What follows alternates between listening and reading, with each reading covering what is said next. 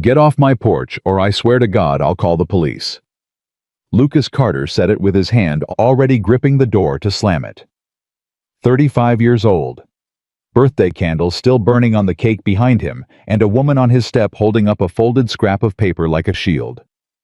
"You don't mean that," Claire Morgan said. "Try me. 15 years and you show up tonight on this night." His voice cracked down the middle. "You've got about 3 seconds. "Lucas, I heard about Sarah." The name hit him like a fist. His hand slid off the door. "Don't you say her name." He was shaking now. "Don't you dare stand on my dead wife's porch and say her name to me."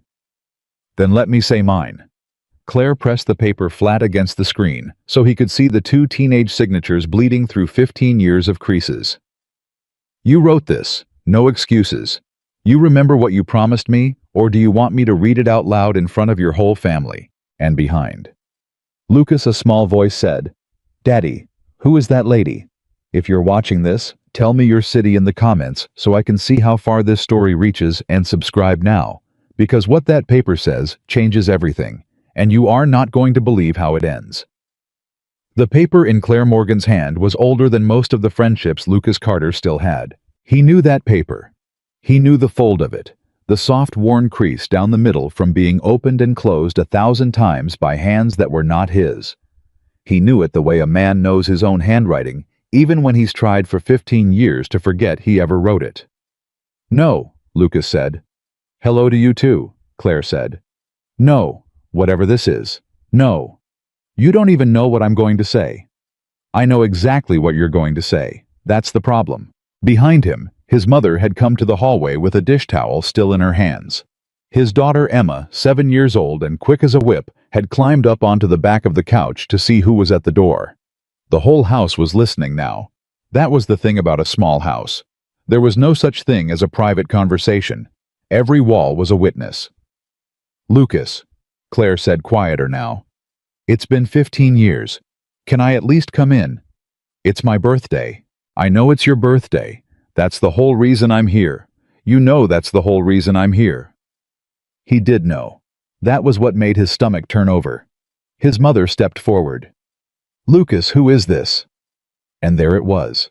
The question. The one that would tear the lid off a box he had welded shut a long time ago. He could feel the answer sitting in his mouth like a stone. "Nobody," he said. Claire flinched. It was small, just a flicker across her face, but he'd known her since they were 9 years old, and he could read every muscle in it. She'd driven across the entire country, and the first word out of his mouth to describe her was nobody. "Okay," she said softly. "Okay, that's fair. I probably deserve that." "Ma'am," his mother said, edging past Lucas with the automatic hospitality of a woman who could not stand to see a person left on a porch. "I don't know what's going on, but it's cold out there, and my son is being rude, so please come inside." "Ma," Lucas said. "Don't ma me. It's 40 degrees. Ma, you don't understand who this is." "Then explain it to me. Because right now, all I see is a woman who came a long way, and a son I raised better than this." Lucas closed his eyes. When he opened them, Claire was still standing there, still holding the paper, still looking at him with that steady patience she'd always had, the kind that used to drive him crazy when they were kids because he could never outwait her. He'd tried. God knows he'd tried. Claire Morgan could wait out a mountain. "Fine," he said. "Come in, 5 minutes." She stepped over the threshold, and the years came in with her. Emma was the first to break the silence, because 7-year-olds do not understand silence. They only understand that it is a thing to be filled. "Are you Daddy's friend?" Claire crouched down to Emma's level, the way people do when they actually like children, instead of just tolerating them. "I was. A long, long time ago. When your dad had more hair." Emma giggled. Lucas did not. "What's your name?" Emma asked. "Claire." "That's a pretty name." "Thank you. What's yours?" "Emma. I'm 7. I have a loose tooth." She wiggled it with her tongue as proof. "That's a very impressive tooth," Claire said seriously, and Lucas absolutely hated how easy it was for her. How natural. His mother was already pulling out a chair. His daughter was already charmed. 15 years of careful, deliberate distance, and Claire Morgan had dismantled it in 90 seconds, standing in his living room. "Emma," Lucas said, "go finish your homework. It's my birthday party. It's my birthday party. Go." Emma looked at Claire like they were suddenly co-conspirators, then slid off the couch and stomped down the hallway with the wounded dignity of a child who knows an adult conversation is about to happen and resents being excluded from it. That left Lucas, his mother, and Claire standing in a living room that had gotten very small. "I'll put on coffee," his mother said. "Ma, she's not staying." "I'll put on coffee anyway." And she disappeared into the kitchen, which Lucas understood was not really about coffee. His mother had raised him alone after his father walked out, and she had a sixth sense for the moments that mattered. She was giving them the room. He wanted to call her back. He wanted to hide behind her the way he did when he was 6. He was 35 years old, and he wanted his mother in the room so he wouldn't have to look at Claire alone. But she was gone, and now it was just the two of them and the paper. "You want to sit?" he asked, because he didn't know what else to say. "Do you want me to sit?" "I asked, didn't I?" "You asked because your mother raised you polite. That's not the same as wanting." He almost smiled. Almost. She always could see straight through him, and it had been so long since anyone looked at him that closely that he'd forgotten how it felt. Exposed. Like standing in a doorway with the cold coming in. "Sit," he said. "Please." She sat on the edge of the couch, still holding the paper, and Lucas took the chair across from her because the couch was too close, and for a moment, neither of them said anything. In the kitchen, the coffee maker gurgled. Down the hall, Emma's TV came on low. The house went about its business, while two people sat and looked at 15 years lying on the coffee table between them. "You look good," Claire finally said. "I look tired." "You look tired and good. Those aren't mutually exclusive." "Claire." "Lucas." "Why are you here?" She let out a breath, set the paper on the coffee table, smoothed it flat with 2 fingers the way you'd smooth a wrinkle out of something you loved. And Lucas looked at it, and there it was in 2 kinds of teenage handwriting, hers loopy and his cramped. If Lucas Carter and Claire Morgan are both still single when Lucas turns 35, they will marry each other. No excuses. Signed. Dated. A lifetime ago. "You kept it," he said. "I kept everything. That's not Claire, that's not healthy. Keeping a piece of paper for 15 years. That's not a plan. That's a symptom." "Maybe." She didn't flinch this time. "Or maybe some promises are worth remembering. I never figured out which. That's kind of why I'm here." "We were 17. "I know how old we were." "It was a joke. We wrote it on the back of what was it? A movie ticket stub. And no, we didn't. Not a joke. You want it to be a joke because a joke doesn't cost you anything. But you looked me in the eye when you wrote it, Lucas. I remember. You weren't laughing." He remembered too. That was the problem. He remembered exactly. "You can't just show up," he said, and his voice came out rougher than he meant it to. "Do you understand that you can't drive across the country and knock on a man's door on his birthday and put a contract from high school on his coffee table and expect him to what? To anything, Claire. You can't expect anything. You lost the right to expect things from me 15 years ago." The words landed. He watched them land, and he wished the second they were out of his mouth that he could reach out and grab them back out of the air, because Claire's face did the thing. He'd seen it do exactly one time before in his life, on a cold night at a bus station, when they were both 20, and everything fell apart, and he'd sworn he would never be the reason her face did that thing again. "You're right," she said. Her voice was steady, but it cost her. "I did. I lost that right. I know I did." "Claire." "No, let me say this, okay? I practiced it the whole drive. 8 states. I'm going to say it wrong, but let me say it." She pressed her hands flat on her knees. "I know what I did. I know I left. I know I didn't call. I know you needed me, and I wasn't. I know all of it. I'm not here to pretend it didn't happen. I'm here because of a piece of paper. Because I heard about Sarah." And that stopped everything. Sarah. His wife. The name went through the room like a cold draft, and Lucas felt the floor tilt under him, the way it always did when someone said her name out loud, unprepared before he'd braced for it. "Don't," he said. "Lucas. You don't get to say her name. You didn't know her. You weren't here." "I know I wasn't here. You weren't at the wedding. You weren't at the funeral, Claire. You want to talk about promises? I sent you an announcement when we got married. I didn't even know your address. I sent it to your mother's house, hoping she'd forward it. You didn't come. You didn't send a card. And then Sarah got sick, and Sarah died, and I stood at that graveside with a 2-year-old on my hip, and I looked around at everybody who showed up, and you know who wasn't there." Claire's eyes were wet. She didn't look away. "I know. So don't you dare come into my house on my birthday and say her name like you've got some claim, like some ticket stub from 2009 means you get to—" "I didn't know she died until 3 months ago." He stopped. "What?" he said. "I didn't know."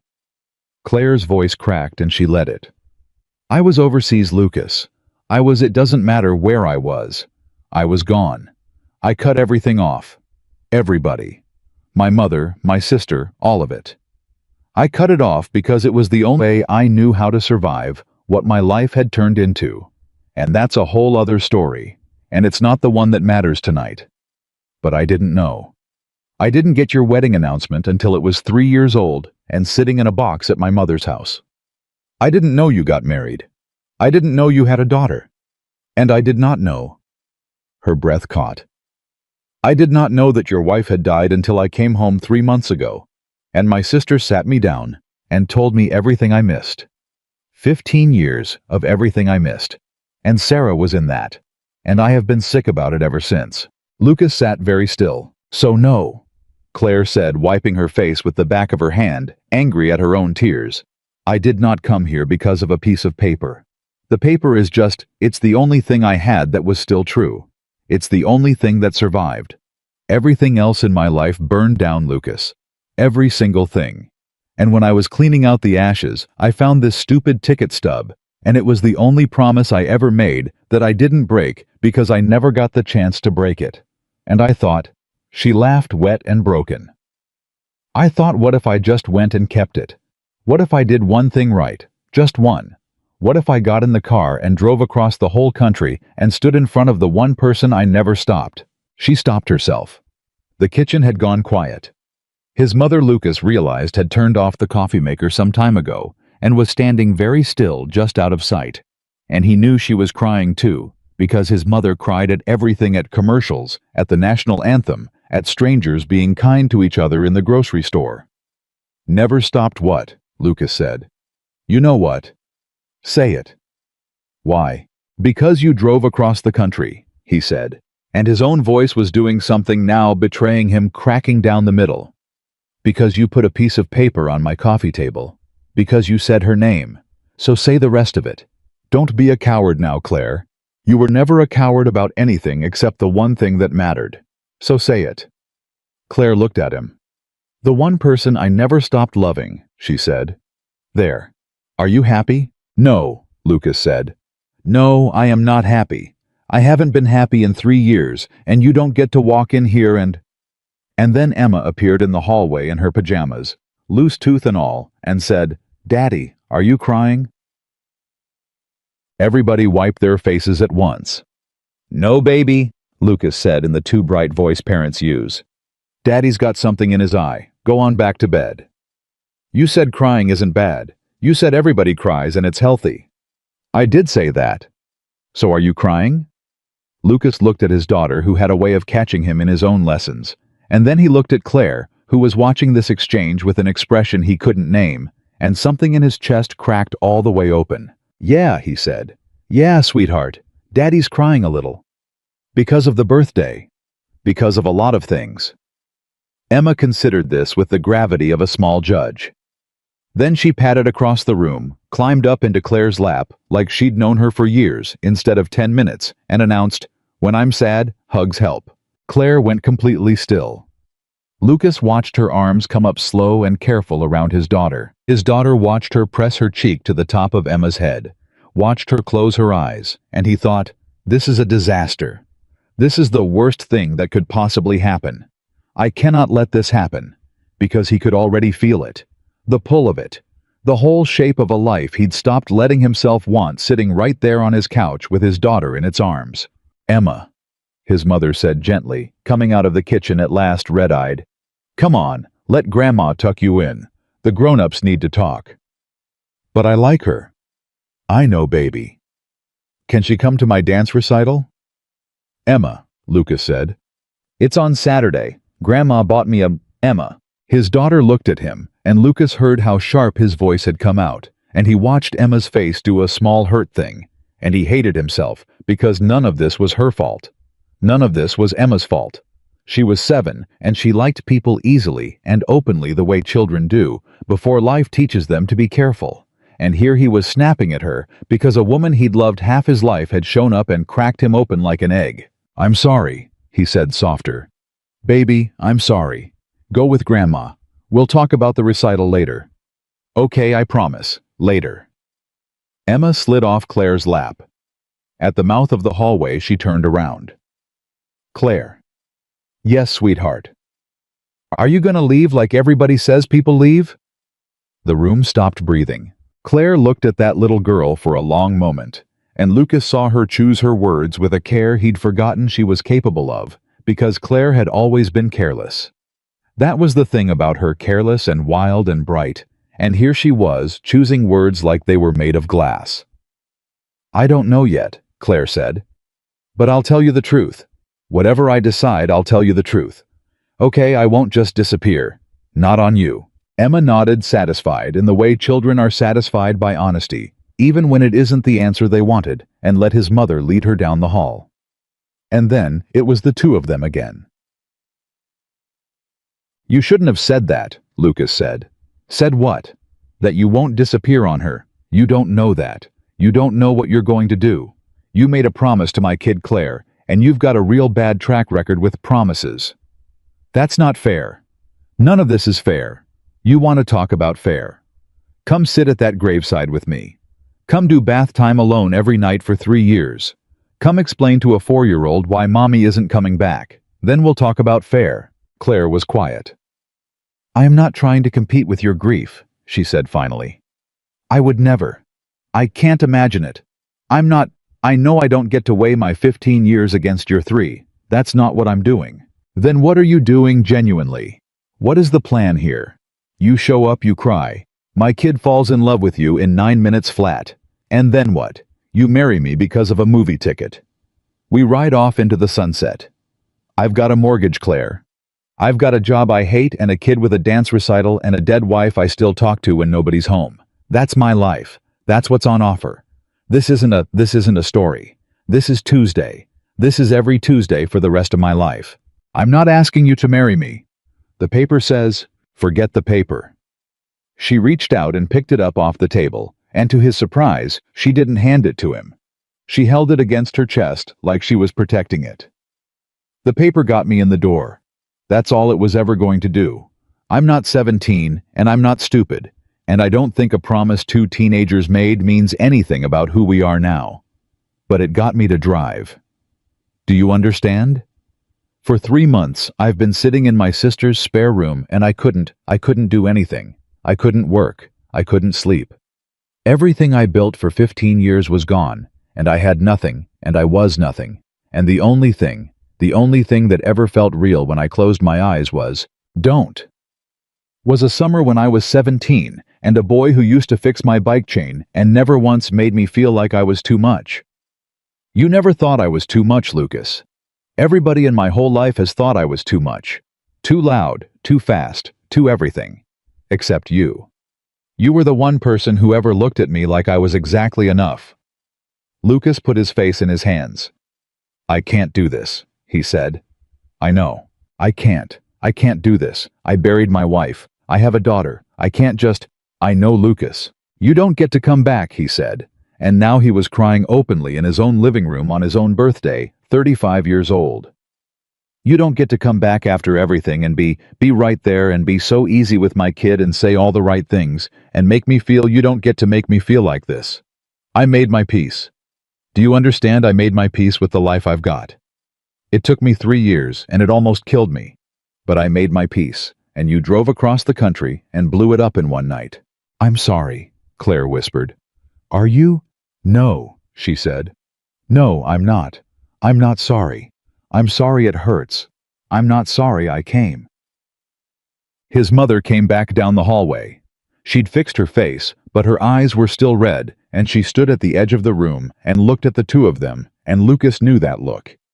It was the look she'd given him the day he told her Sarah was sick, and the day he told her Sarah was gone.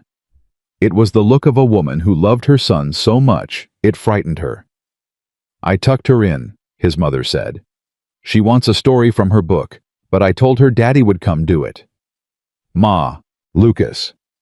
His mother crossed the room and took the chair beside him and put her hand over his, and her hand was small and dry and strong. I'm going to say one thing, and then I'm going to butt out because it's not my business, and I know it's not my business. But I've watched you for 3 years. I've watched you turn into a machine. A very good machine. You do everything. You never drop a single ball. You are the best father I have ever seen, and I include your own father in that. God rest whatever's left of him. But you stopped, Lucas. Somewhere in there, you stopped being a person. And I have prayed, I have gotten down on my knees. I have prayed for something to come along and remind you that you're still alive. And I don't know if this is it. I don't know this woman from Eve. But something knocked on that door tonight, and you're crying for the first time in front of me in 3 years, and I'm not going to sit here and watch you slam the door on it just because it's scary. Being scared is not a reason. Being scared is just being alive. That's all it is. She patted his hand and stood up.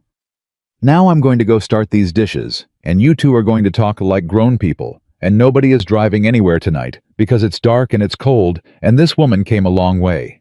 She turned to Claire. There's a couch, and there's a blanket, and in the morning there's eggs. You'll stay the night. That's not a proposal, honey. That's just Ohio. And she walked out, and Lucas thought not for the first time that his mother was the strongest person he had ever known. They sat in the quiet after she left. She's something, Claire said. She's everything. I can see where you get it. Get what? The showing up, the not dropping the ball. You come by it honest. Lucas leaned back in the chair and looked at the ceiling. He was so tired. He was tired all the way down to his bones, a tired that sleep didn't fix. And for 3 years, he'd carried it alone and told himself that was strength. And now here was this woman making him feel for the first time how heavy it actually was. I have to go read Emma a story, he said. Okay. You'll be here when I get back. Claire looked at him, and there was something in her face, something he'd wanted to see for 15 years without ever admitting he wanted it. I'm not going anywhere, she said. That's kind of the whole point. He got up. At the mouth of the hallway, he stopped the way his daughter had stopped, and he turned around. Claire. Yeah. The dance recital's on Saturday. She went very still. Emma wants you to come, he said. I'm not saying anything by that. I'm not saying yes to anything. I'm just telling you that my daughter wants you to come to her dance recital on Saturday. And I've got a rule in this house that we don't break promises to kids. He swallowed. So, if you're still here Saturday, you should come. Claire's hand went up to her mouth. And Lucas watched her try to say something, and fail, and try again, and fail, and finally just nod quick and hard, blinking fast. Okay, he said. Okay, I'll be back. Don't steal the silverware. And she laughed, a real one, wet and surprised, the laugh he'd known since they were 9 years old, the laugh that had lived in the back of his mind for 15 years, like a song he couldn't stop humming. I make no promises, Claire said. Yeah, Lucas said from the hallway, from the edge of the rest of his life. Yeah, well, you never did. He went to go read his daughter a story. And in the living room, Claire Morgan sat with a 15-year-old ticket stub pressed against her chest in the house of a man she'd driven 2,000 miles to find, and for the first time in longer than she could remember, she let herself believe that maybe, just maybe, she hadn't come all this way for nothing. Down the hall. Lucas sat on the edge of a small bed and opened a well-worn book. Daddy, Emma said, is Claire staying? For tonight, baby. Just tonight. Lucas looked at his daughter, at her loose tooth, and her hopeful face, at everything he was terrified to want, and he did the only thing he knew how to do, which was tell her the truth. "I don't know," he said. "But we're gonna find out. Now, where were we?" Chapter 4.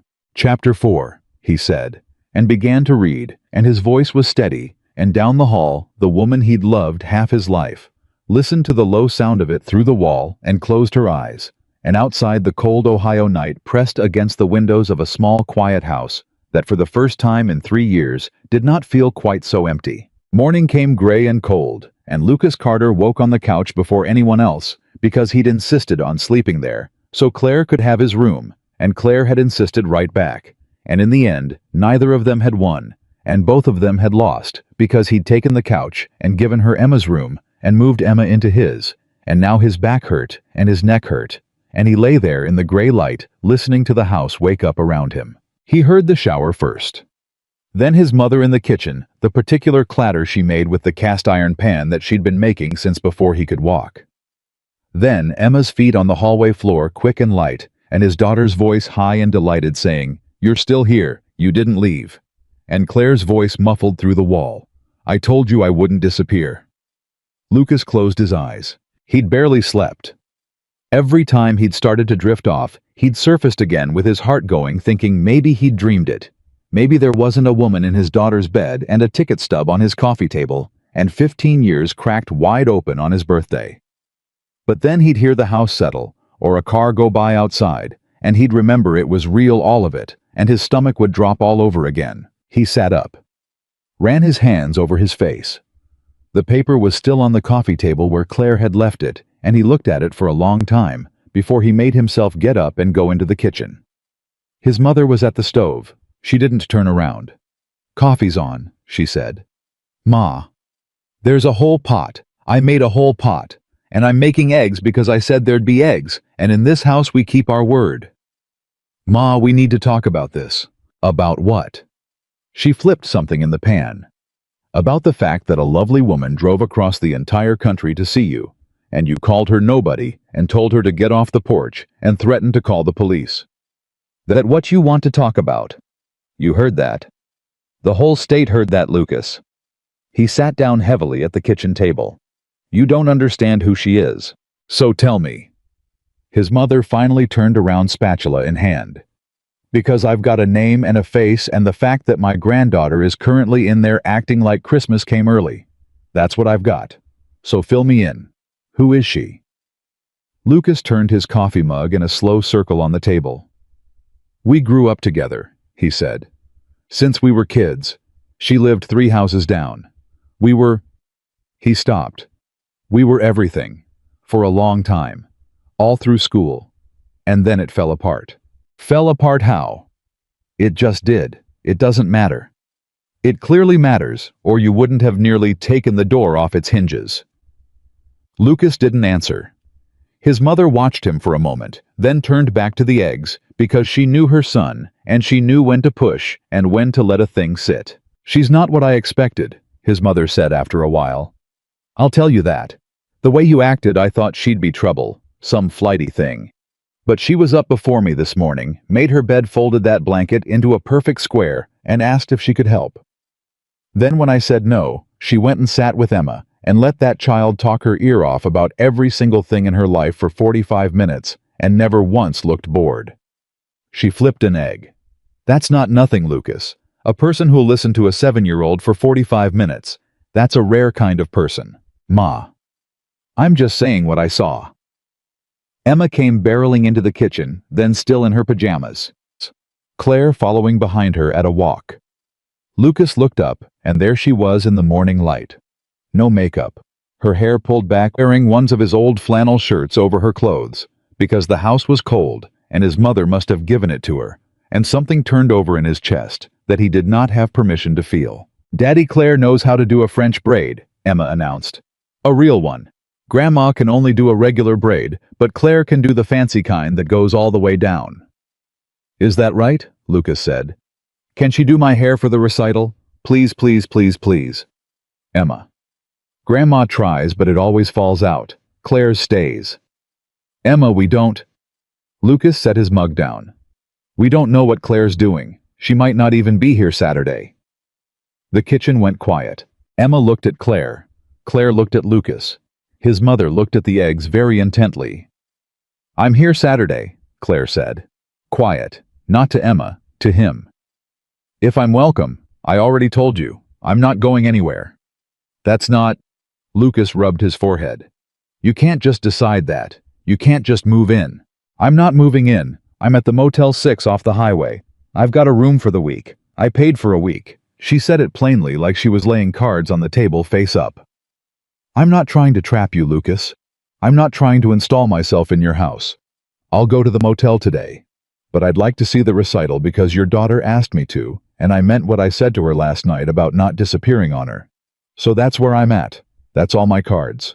Lucas looked at her, and he didn't know what to do with a person who just said the truth like that, flat and open, because he'd spent 3 years managing everyone's feelings, softening every blow, arranging the world so nobody got hurt. And here was a woman who just set it all down on the table and let it be what it was. Eat your eggs, his mother said, setting plates down hard enough to end the conversation. All of you. Emma, sit. Lucas, stop looking like somebody died. Nobody died today. Claire, honey, sit down. You're a guest. Quit trying to help. They ate. And it was strange, and it was ordinary, and Lucas kept catching himself watching it happen. His daughter, chattering his mother, refilling coffee. Claire laughing at something Emma said with a piece of egg still on her fork, and thinking this is a picture of a thing I'm not allowed to have. This is a photograph of a life that isn't mine. And every time he thought it, his chest hurt in a way he'd trained himself to ignore, and he ignored it, and then it came back. After breakfast, Emma dragged Claire off to show her the dance costume, and his mother started the dishes, and Lucas found himself standing in the kitchen, not knowing what to do with his hands. You should drive her to the motel, his mother said, not turning around. Ma. I'm not saying anything by it. I'm saying she came a long way, and it's cold, and it would be kind. You remember kind, don't you? You used to be kind before you decided suffering was a personality. That's not fair. None of it's fair, baby. She said it gently, her hands in the soapy water. You said that last night, I heard you.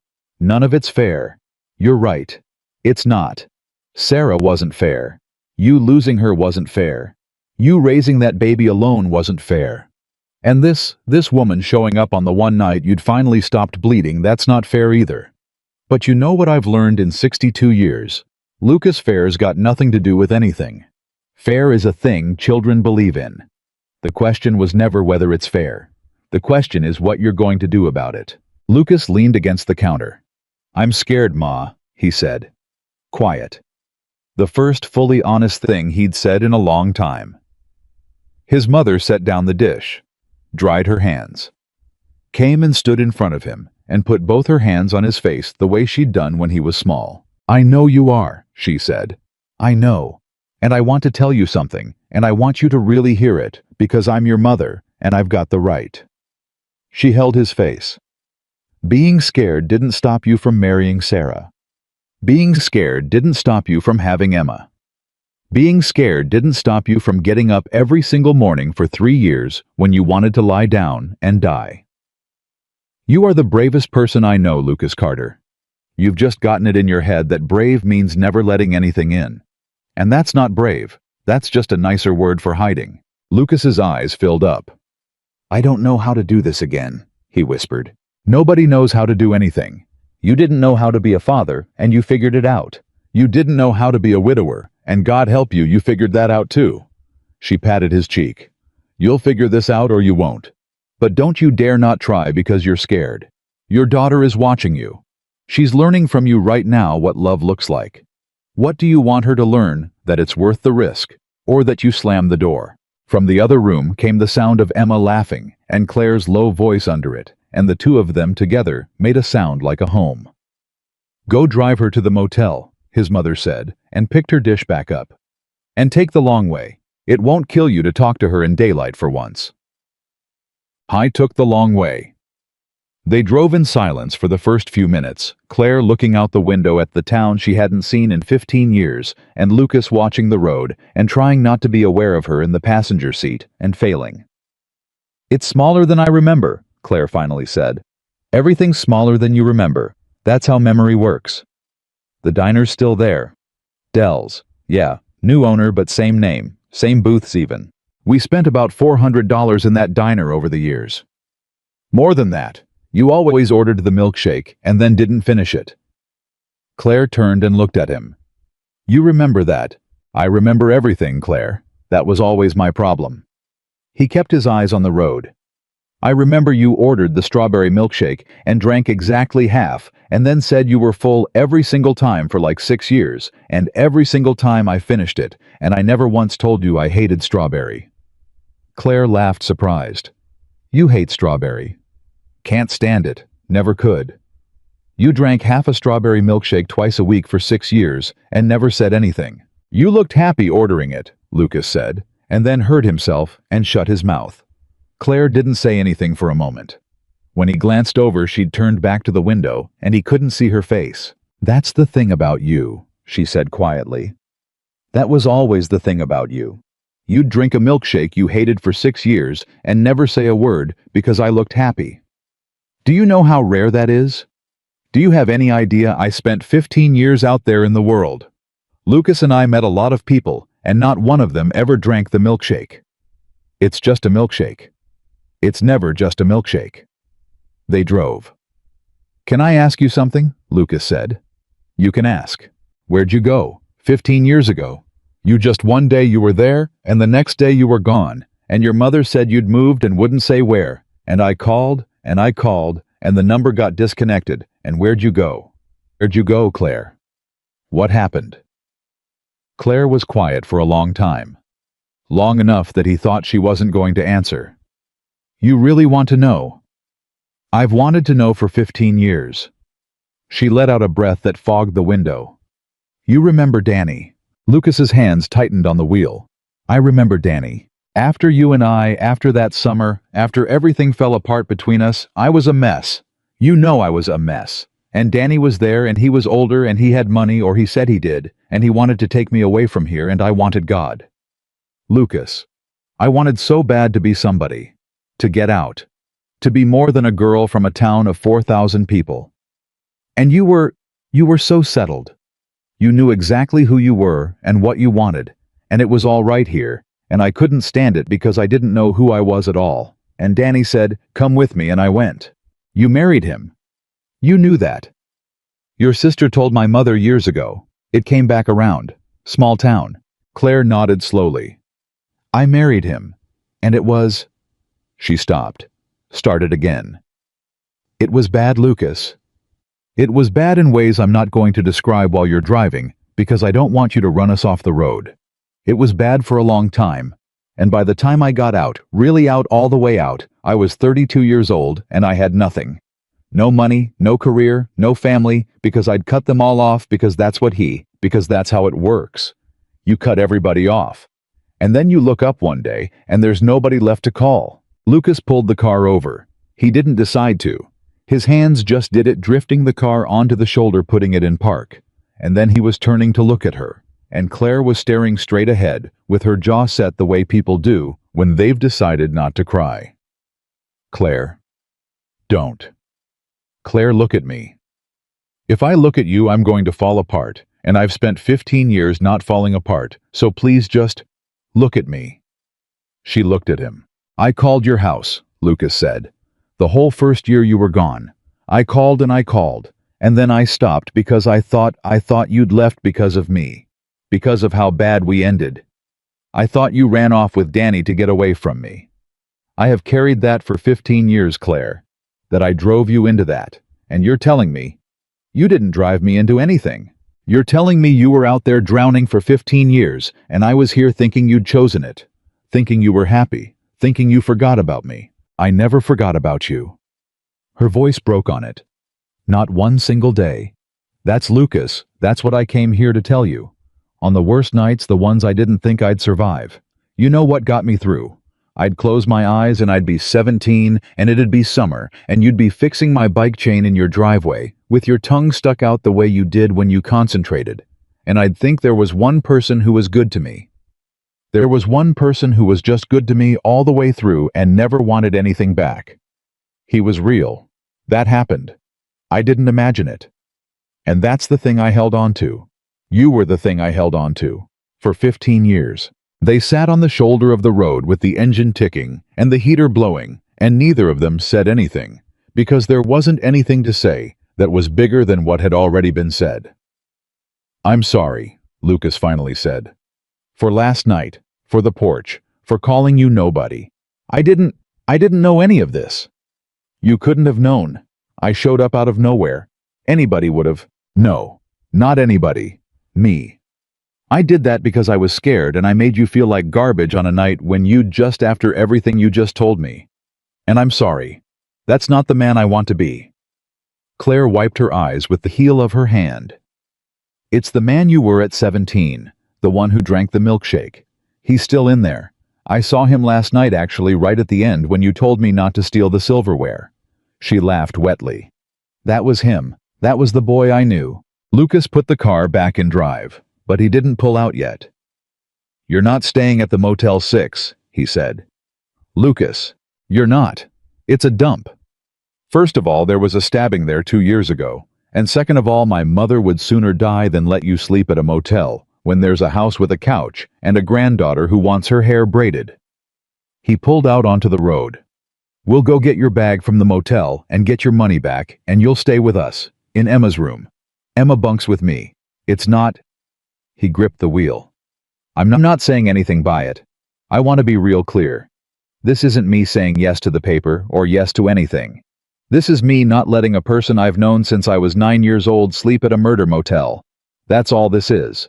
Claire looked at him with something soft and disbelieving in her face. "Okay," she said. "Okay. For the record, I could have handled the murder motel." "I know you could have. That's not the point. You've handled everything alone for 15 years. Maybe it's time you didn't have to." And Claire Morgan turned her face to the window so he couldn't see it crumple, and Lucas Carter drove his oldest friend to a motel to collect her one bag and bring her home. And neither of them said another word the whole way, because some things are too big for words, and they'd both learned the hard way that the biggest things usually are. That night, after Emma was in bed and his mother had gone home, Lucas found Claire on the back porch with 2 mugs of the tea his mother had left wrapped in his old flannel again against the cold. "She left the good tea," Claire said, handing him a mug. "Your mother. She said, and I quote, 'the chamomiles for special occasions, and Lord knows this qualifies.'" Lucas sat down beside her on the step. "She likes you. That's a problem." "Why is that a problem?" "Because my mother's never wrong about people, not once. And if she likes you, then I've got nowhere to hide." Claire smiled into her tea. "You're funny when you stop being scared. I forgot that about you. You've got this dry thing. You always did. Haven't had much to be funny about." "I know." She said it soft. "I know you haven't." They drank their tea. Somewhere down the street a dog barked and then gave up. "Can I ask you something now?" Claire said. "Fair's fair. What was she like, Sarah?" Lucas's hand went still on the mug. "You don't have to," Claire said quickly. "I shouldn't have forget it. That was—" "No." He took a breath. "No. You told me your whole thing in the car. You didn't hold back. It's not right for me to—" He turned the mug in his hands. "She was kind. That's the first thing. She was the kindest person I ever met, and I don't mean nice. Nice is easy. I mean kind all the way down, even when nobody was looking. She was a nurse, pediatric nurse. She worked with sick kids all day, and then came home and had energy left over to love me, which I never understood, because I don't know where she got it. How'd you meet? She stitched up my hand. I put it through a window at work construction, a piece of glass, and she was the nurse on shift, and she was so calm, and she made this joke about how I'd have a great scar, and she hoped I had a good story to go with it, and I said I didn't. I just tripped, and she said, 'Well, that won't do, let me help you.' And she made up this whole ridiculous story about how I got the scar fighting off a bear, and I asked her to dinner right there with a needle still in my hand." He laughed quiet. "She said only if the bear could come." Claire laughed too. "I would have liked her." You would've. That's the thing. You two would've. His voice caught. You're not alike at all, you and her. You're like fire and she was like a still lake. But you would have loved each other. I know you would have. Tell me about the end, if you can. Lucas was quiet a long moment. It was 2 years, he said. From the diagnosis, 2 years. And I'll tell you the truth, Claire, because you told me the truth. The worst part wasn't the end. The worst part was the middle. The end was almost a mercy, God forgive me for saying it. But the middle was watching her disappear a little every day and having to be strong about it, having to smile, having to tell Emma that Mommy was going to be okay when I knew. He stopped, pressed his lips together. I lied to my daughter for a year, every day. Mommy's going to get better. And then Mommy didn't get better, and Emma looked at me at the funeral 4 years old and said, "You promised," and he couldn't finish. Claire didn't reach for him. She didn't say it's okay, or it wasn't your fault, or any of the things people say. She just sat there beside him in the cold and let him not finish. Let the unfinished thing be what it was. And after a while, Lucas got his breath back and wiped his face and finished it himself. That's why I don't make promises anymore, he said. You want to know why I flipped out about that paper? A promise nearly killed my daughter. Mommy's going to get better. Cross my heart.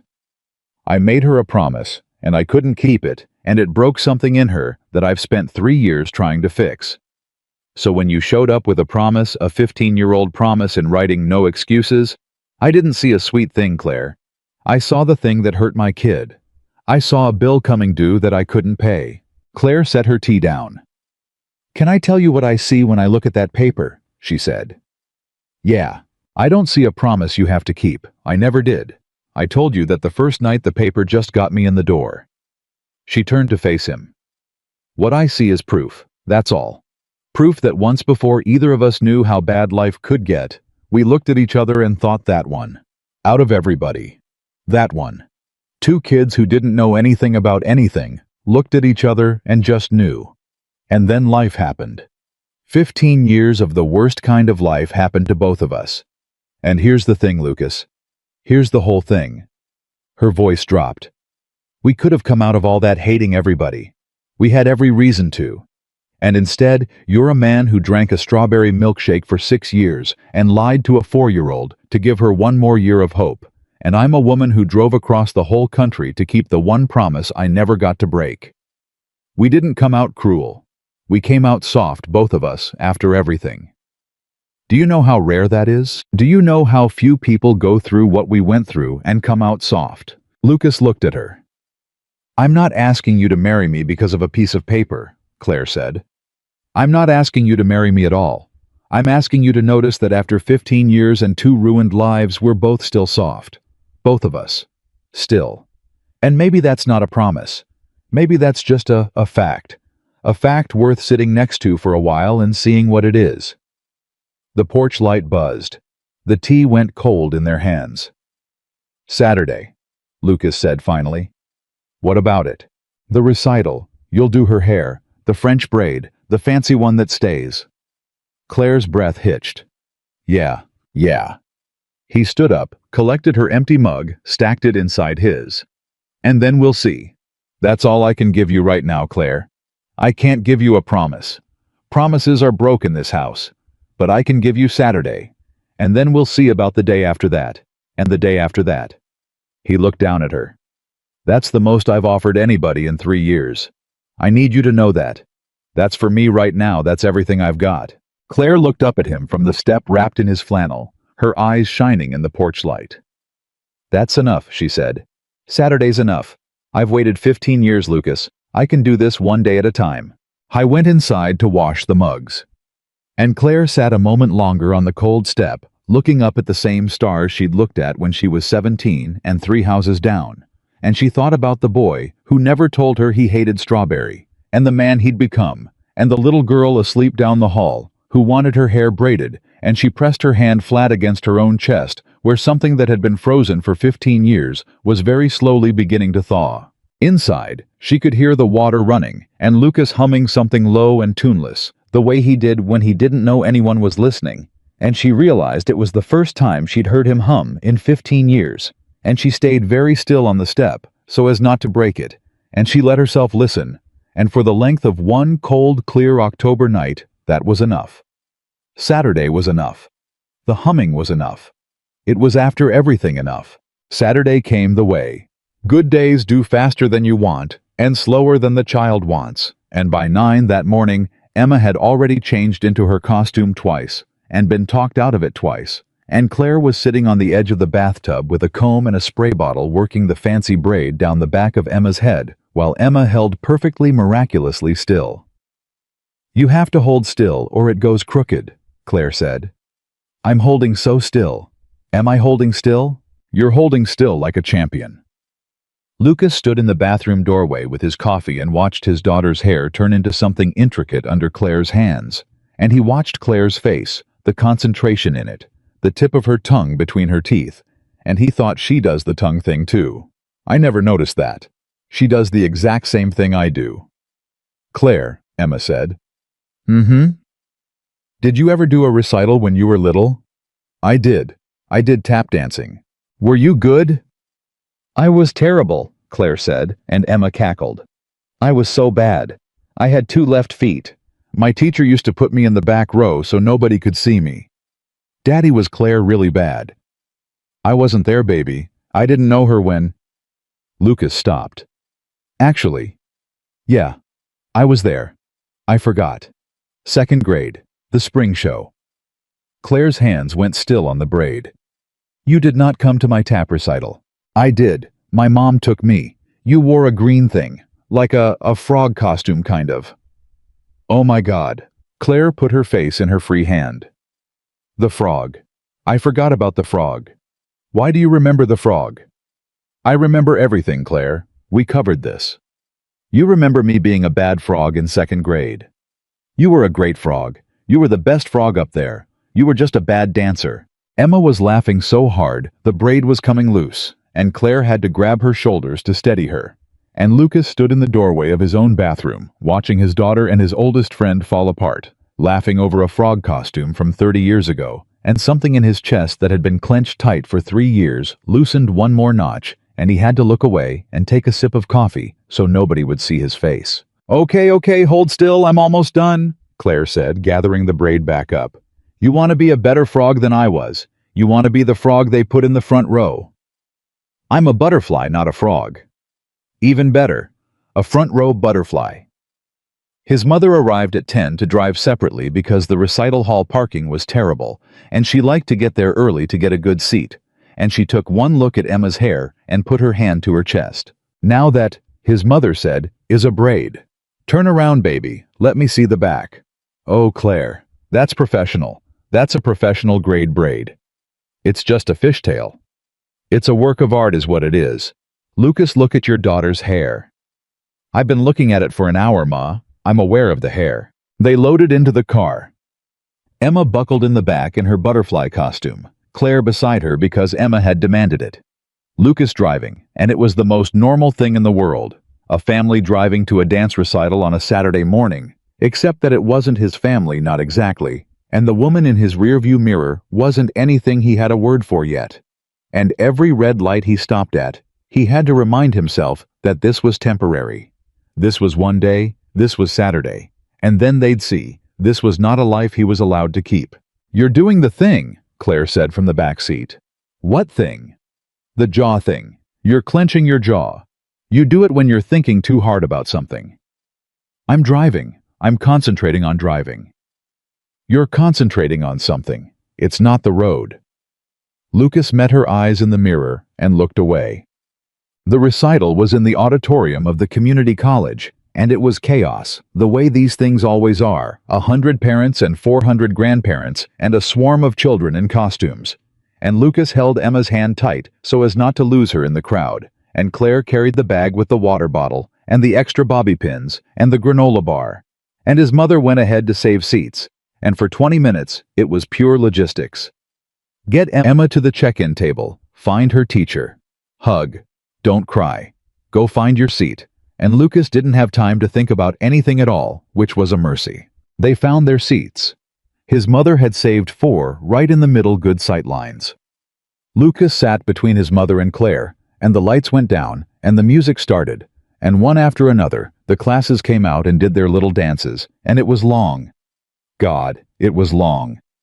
20 minutes of other people's children before Emma's class even came out, and Lucas sat in the dark and felt Claire's arm next to his on the shared armrest. Warm, not touching, but close, and he was more aware of that 6 inches of air than he'd been aware of anything in years. "There she is," his mother whispered and squeezed his arm. Emma came out with her class, and Lucas leaned forward, and Claire leaned forward next to him, and there was his daughter in her butterfly wings, with the fancy braid down her back in the front row where the teacher had put her, and she found them in the crowd. She always found them.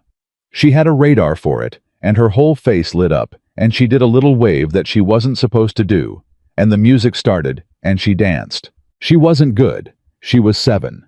None of them were good. But she was joyful, arms out, wings, flapping, completely committed. And Lucas felt his eyes go hot, and he heard next to him Claire make a small sound. He glanced over. Claire had both hands pressed to her mouth. Tears were running straight down her face. No shame about it, watching a little girl she'd known for 5 days dance in a butterfly costume with a braid she'd put in herself that morning. And she looked, Lucas would think about this later, would come back to it. She looked like a woman watching something she'd given up on. She looked like a woman who'd stopped believing she'd ever get to sit in a dark auditorium and cry over a child's dance recital, and here she was doing it, and she couldn't believe it was happening. And Lucas, without deciding to, reached over and took her hand. Claire went completely still. He felt her stop breathing. He didn't look at her.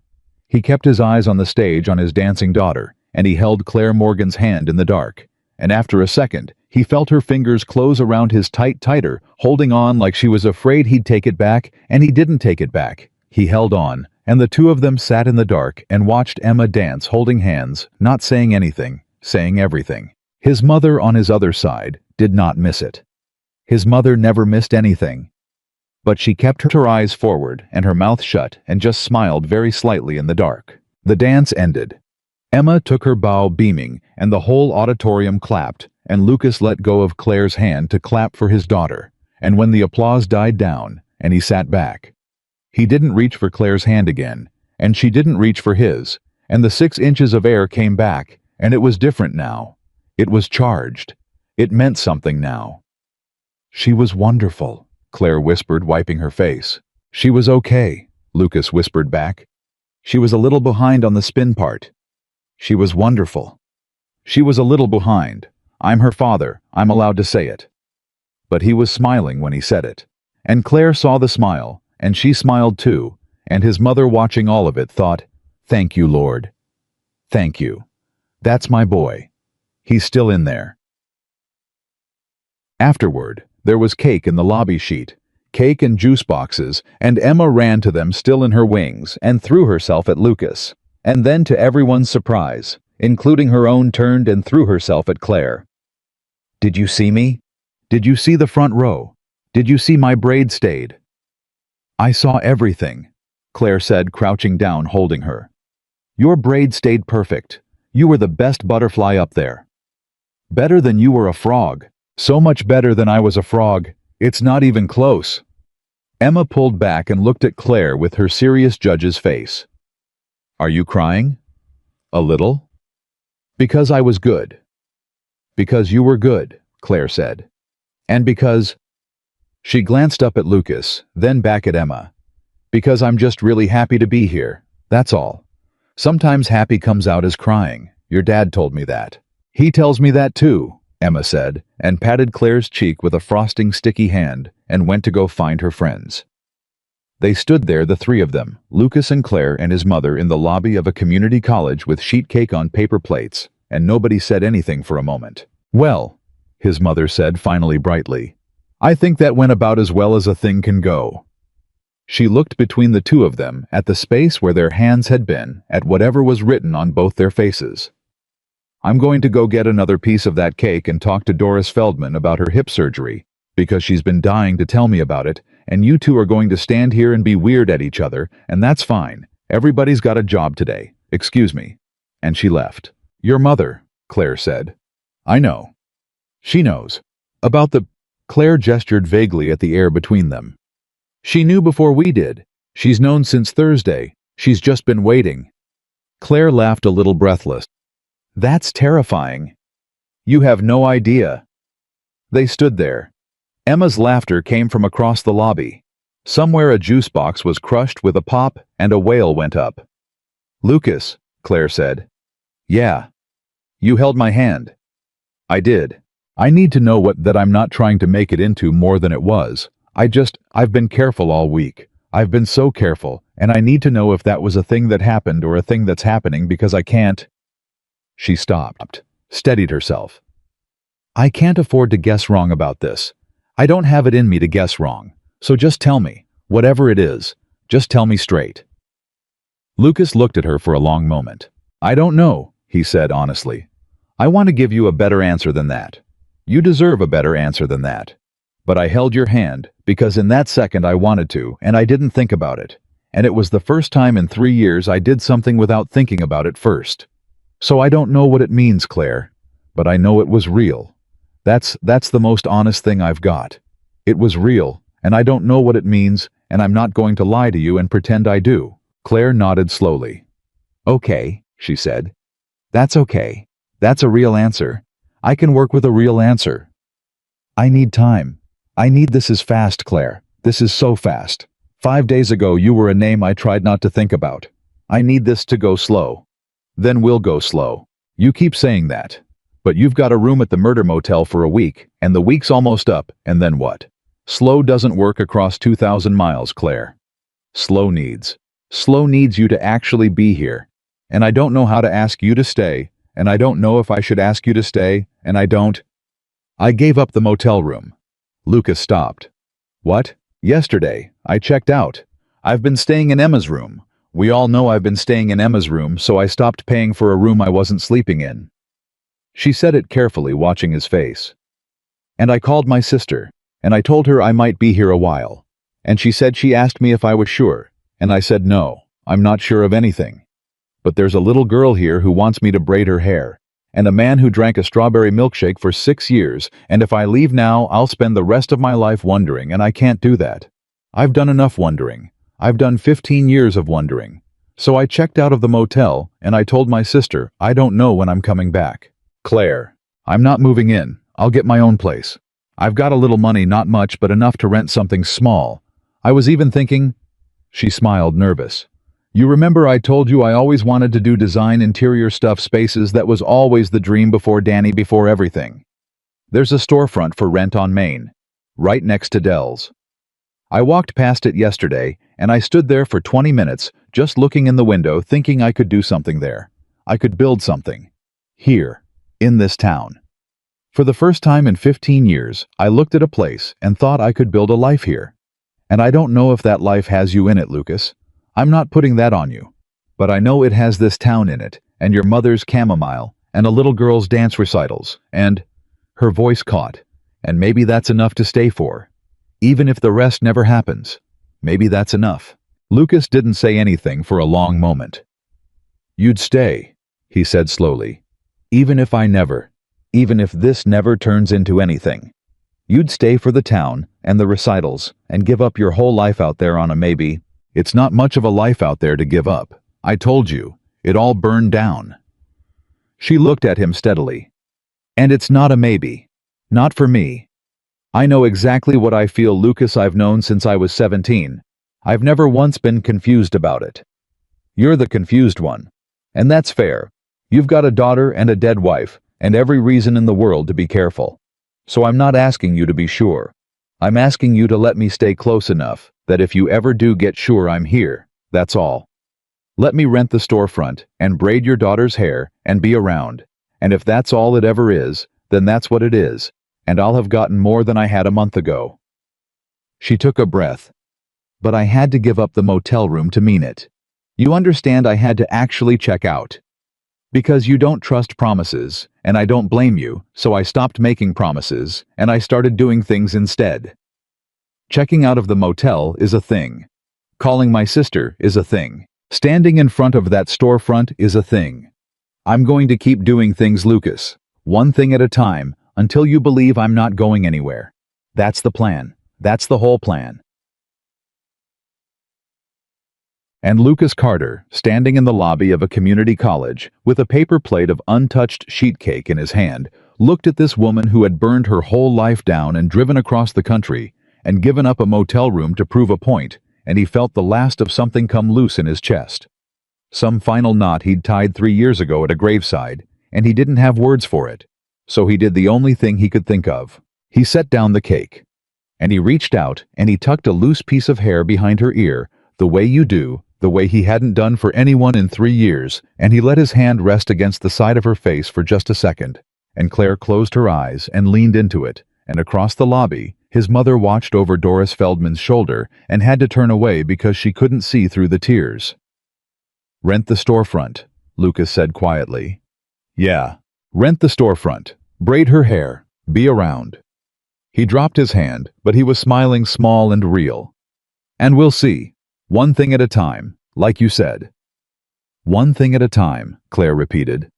"But I'm warning you now." He picked the cake back up. "My mother's going to have you over for Sunday dinner every single week from here on out, and she's going to interrogate you like the FBI, and there's no getting out of it, and it's already too late to run, so." Claire laughed, wiping her eyes. "I survived Danny. I can survive your mother." "No," Lucas said seriously. "No, you can't. Nobody can. Just so you know what you're signing up for." But it wasn't all easy, because life isn't. And the thing about opening a door you've kept shut for 3 years is that everything comes through it at once, the good and the bad, and it came for Lucas about 10 days later, on an ordinary Wednesday, when he least expected it. It started small. Emma had a bad day at school. A kid said something about her not having a mom the way kids do. Cruel without quite meaning to be, and she came home stormy and quiet, and wouldn't talk about it. And at dinner she was pushing her food around her plate, and Claire, who was over for dinner because she was over for dinner most nights now, made the mistake of saying gently, "You want to talk about what's bugging you, sweetheart?" Looked up and said, with the sudden clean cruelty, "Children are capable of, you're not my mom. You can't tell me what to do. My mom is dead, and you're just here." The table went silent. "Emma," Lucas said low. "Apologize, right now." "No." "Emma, she's not my mom." Emma's voice climbed. "She braids my hair and she comes to dinner and she's always here and she's not my mom. And everybody at school thinks Tyler said you're my new mom. And I said no, she's not my mom is dead. And then she was crying. Big heaving 7-year-old sobs. And I don't want a new mom. I want my real mom. I want my real mom." And she shoved back from the table and ran to her room and slammed the door. Nobody moved. "I should go," Claire said quietly. She was very pale. "I shouldn't be. This is exactly what I was afraid of. I've been coming around too much. She's confused. I've made it worse. I should—" "Don't." Lucas put his hand on her arm. "Don't go. Please. Just give me a minute. Let me talk to her. Don't leave. Promise me you won't—" He stopped hearing the word in his own mouth. "Just, please, be here when I come out." He went down the hall. He knocked on Emma's door and went in without waiting, and his daughter was face down on her bed sobbing into the pillow, and he sat down beside her and put his hand on her back and didn't say anything for a while, just let her cry because he'd learned that with her, you had to let the storm blow through before you could say anything at all. "Baby," he finally said, "go away." "I'm not going to go away. You know I'm not going to go away." Emma turned over. Her face was red and wet and furious. "You like her." "I do like her." "You held her hand. At the recital. I saw." Lucas went still. "You saw that?" "I see everything," Emma said, which was his mother's line, which was somehow his own line. 3 generations of Carters who saw everything and said nothing. "You held her hand, and you smiled, and you never smile like that anymore, not since—" Her chin wobbled. "Not since Mommy." And there it was. The real thing. Underneath the cruelty and the school and the braid, the real thing. "Come here," Lucas said, and pulled his daughter into his lap. All 7 years of her too big for it now, but not too big. Never too big. And he held her while she cried, and he thought about how to say the truest thing he'd ever have to say to her. "I want to tell you something," he said, "and I need you to listen even though it's hard. Can you do that?" Emma nodded against his chest. "Nobody is ever going to be your mom. Nobody.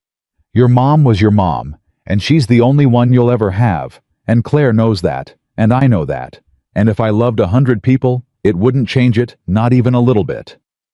Claire is not a new mom. There's no such thing as a new mom. You only get the one." He held her tighter.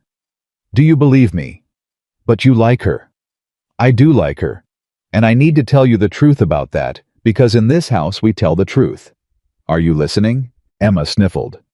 "Yeah." "When Mommy was sick," Lucas said, and his voice was steady, but it took everything he had to keep it steady. "She made me promise her something, right at the end, when it was just the two of us. You know what she made me promise?" Emma shook her head. "She made me promise that I wouldn't stop living. She said, he had to stop. Start again. She said, Lucas, you're going to want to close up like a fist. That's who you are. And I need you to promise me you won't. Not for you, for her. Because that little girl needs to see that love is worth it. She needs to see her daddy love again someday, so she knows that when bad things happen, you don't stop. You keep going. You keep loving." And I promised her. It's the last promise I ever made, baby. To Mommy. And I broke it for 3 years. I closed up like a fist for 3 years, and Mommy would have been so mad at me. Emma looked up at him. Mommy said that, word for word. I remember everything, you know that. And I've been breaking my promise to her every day for 3 years, and then Claire showed up, and for the first time, I felt like maybe I could finally keep it. Not because Claire is replacing anybody. Nobody's replacing anybody. But because Mommy told me to keep living, and living means letting people in, and Claire is a person I want to let in. For me. And for you, if you want her. But only if you want her. This is your family too. You get a say. Emma was quiet for a long time, thinking about it with her whole serious face. "Did Claire really make my braids stay?" she said finally. "She really did. Mommy could never make it stay. No. Mommy was a lot of things, but she was bad at braids. She'd be the first to tell you." Emma almost smiled. "Is Claire good at other stuff Mommy was bad at?" "Probably. And bad at stuff Mommy was good at. That's how people are. Nobody's good at everything." He wiped her face with his thumb. "You don't have to love her, baby. You don't have to call her anything. You just have to be kind, because she was kind to you, and she cried at your recital because you were the best butterfly up there. That's all I'm asking. Just be kind. Can you do that?" Emma thought about it. "Can I still be sad about Mommy? Forever. You can be sad about Mommy for the rest of your life. Loving Claire and missing Mommy, those aren't enemies. You can hold both. Your heart's big enough for both, I promise." "You said you don't make promises." Lucas looked at his daughter, who caught him in everything always, and he pulled her close and kissed the top of her head, right where the braid had been. "I make them to you," he said. "You're the exception. You've always been the exception. Now come on. You owe somebody an apology, and then I think there's still pie." They came out together. Emma's hand in his, and Claire was still there, sitting at the table, exactly where they'd left her hands folded, waiting because she'd said she'd wait, and she'd waited, and Emma walked up to her slowly and stood in front of her and looked at the floor. "I'm sorry I said you're just here," Emma mumbled. "And I'm sorry I was mean." Claire crouched down to her level. "You don't have to be sorry," she said. "You were telling the truth. I'm not your mom. You're right about that. I would never ever try to be your mom. Your mom was your mom." She reached out slow and tucked a piece of loose hair behind Emma's ear, the way Lucas had done to her in the lobby. "But I'd sure like to be your friend, if that's okay. Friends who braid hair, that's all. And your friend can be sad about your mom right along with you because your mom sounds like she was the best kind of person, and it's okay to miss the best kind of person. It's okay to miss her forever." Emma looked up. "Daddy said you cried at my recital." "I cried buckets. Because I was good. Because you were the best butterfly," Claire said. "And because you want to know the real reason, I'll tell you the real reason." I cried because for a long, long time, I thought I'd never get to sit in a room and watch a little girl I care about do something wonderful. I thought that wasn't going to be my life. And then there I was doing it watching you. And it was so much better than I ever thought it would be. That's why I cried. Happy came out as crying. Just like your dad says. And Emma, 7 years old arbiter of the household, looked at Claire for a long moment and then climbed into her lap, right there at the dinner table, and put her head on Claire's shoulder and said, "Okay, you can be my friend, but you have to teach me the braid so I can do it myself when I'm big." "Deal," Claire whispered, wrapping her arms around her, closing her eyes over the top of the little girl's head. "Deal. I'll teach you everything I know." And Lucas stood in the doorway of his own kitchen, watching the woman he was falling in love with hold his daughter. And he thought about Sarah and the promise he'd made her at the end, the one he'd broken for 3 years, and for the first time since the day they lowered her into the ground, he felt like maybe finally he was keeping it. You keep going, you keep loving. He could almost hear her. He could almost see her standing in the corner of the kitchen with her arms crossed, and that look on her face, the one that meant finally, you stubborn man, finally. "There's pie," his mother said from the doorway behind him. She'd let herself in. Of course she had. She had a key. She always came on the nights that mattered, and she was looking at the same thing he was looking at, Claire and Emma at the table, and her eyes were wet. "I brought a pie. Nobody told me we were having a moment. Should I put the pie down, or is this a whole thing?" "Put the pie down, Ma," Lucas said, and his voice broke on it, and his mother came and stood beside him and took his hand, and the two of them watched Claire and Emma, and nobody said anything, because sometimes there's nothing to say. Sometimes a kitchen just fills up with the thing. It's been missing quiet and complete, and all you can do is stand in the doorway and let it. The pie got eaten, and the weeks went on, and the town did what small towns do, which is notice. Claire signed the lease on the storefront next to Dell's the first week of November, and by the second week, she had brown paper up in the windows and a hand-painted sign that said, "Coming soon, Morgan Design." And the whole town walked past it and speculated. Doris Feldman told his mother, who told Lucas that people were saying the Carter boy had a woman now, and his mother had said back, "People can say whatever they like. Doris, it's a free country and a small town, and those two things together have never once produced anything but gossip." Which Lucas appreciated until he found out his mother had then told Doris the entire story anyway. Start to finish the ticket stub, and the 2,000 miles and all of it, because his mother could keep a secret about as well as a screen door keeps out flies. "Ma, you told Doris Feldman everything." "I told Doris a version." "You told her the ticket stub story." "The ticket stub story is a good story, Lucas. It's the best story this town's had since the Henderson's barn fire, and that was 2011. People are happy for you. Let them be happy for you." We're not even, there's nothing to be happy about yet. We're taking it slow." "You've been taking it slow for 6 weeks. At some point, slow is just slow." And she wasn't wrong, and Lucas knew she wasn't wrong, and that was the trouble, because 6 weeks in here was the shape of his life. Claire came for dinner 4-5 nights a week. She had a key now. Emma had insisted had actually made her a keychain in art class, a lopsided clay heart, with Claire scratched into it, and Claire had cried when Emma gave it to her, and then acted like she hadn't. She braided Emma's hair every school morning now, because she came by early because it was easier, because nobody wanted to say out loud that she was basically living there without living there. She and Lucas took walks after Emma went to bed. They talked on the porch with the good chamomile. Twice he'd driven her home to the little apartment she'd rented over the hardware store, and twice they'd sat in the car outside it for an hour, talking before she went in, and once the second time he'd almost kissed her, had gotten close enough to know he wanted to, and then pulled back, and Claire had said, "It's okay." And he'd said, "I know and she'd said, "I know. It's okay," slow, and gotten out of the car. Slow. It was always slow. And Lucas told himself, slow was wisdom. Slow was protecting Emma.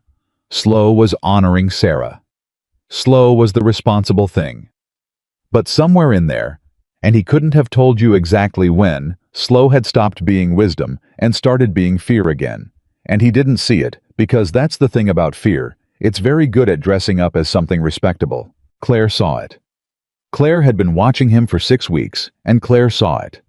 But Claire had decided back at that recital that she'd let him come at his own pace, that she'd do things instead of demanding things, and so she waited. She was good at waiting. She'd waited 15 years. But even Claire Morgan had a bottom to her patience, and Lucas found it without meaning to on the night of the storefront opening. Because the storefront opened the first week of December. A little soft opening. Just friends and family. And a few curious neighbors. Wine in plastic cups and cheese on a tray. And Claire had worked herself half to death getting it ready. And it was beautiful. It was genuinely beautiful. She had a gift. Everyone could see. She had a gift. The way she'd taken an empty storefront and made it feel like a place you wanted to stay. And Lucas came. Of course, he came with Emma in a nice dress and his mother in her church clothes, and he was proud of her. He was so proud of her, he could barely stand it, and that in the end was the problem. Because near the end of the night when the crowd had thinned, and Emma was asleep in the back office on a pile of drop cloths, and his mother was helping stack the plastic cups, Claire found Lucas standing in front of the big mood board she'd made for her first real client. A young couple redoing their whole house, and she came and stood next to him, flushed and happy and exhausted, and she said, "Well, what do you think? Be honest." "It's incredible, Claire. All of it. I mean it. You built this in a month." "I built it in 15 years. It just took a month to put up." She bumped her shoulder against his. "I couldn't have done it without you know. The town. Being here. Feeling like I had a reason." And Lucas standing there full of pride and wine in the warmth of the room. Said the thing he'd been not saying for 6 weeks. Said it before he could stop himself. Said it because it was true, and because he was happy, and because for 1 second he forgot to be afraid. "I love you," he said. "You know that, right? I love you." And the whole room went still, even though the room was empty, except for the two of them and his mother across the way, pretending very hard to stack cups. Claire turned and looked at him. "What did you just say?" she said quietly. "I said I love you." And now that it was out, he couldn't stop it. Came pouring out 6 weeks of it, 3 years of it, 15 years of it. "I love you, Claire. I've probably loved you since I was 9 years old, and I definitely loved you at 17, and I never stopped. I just buried it. I buried it under Sarah and Emma, and the whole life I built, and it was a good life, and I don't regret it, but you were always down there under everything, and you drove across the whole country and dug yourself back up, and I love you. That's the truth. I love you." Claire's eyes filled up.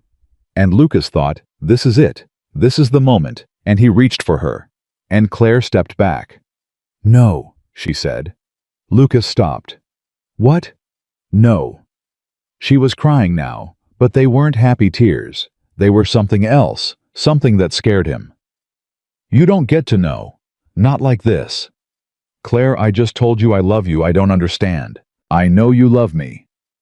It came out louder than she meant it to, and she pressed her hand to her mouth and glanced at the back office where Emma slept and lowered her voice, but the fierceness stayed.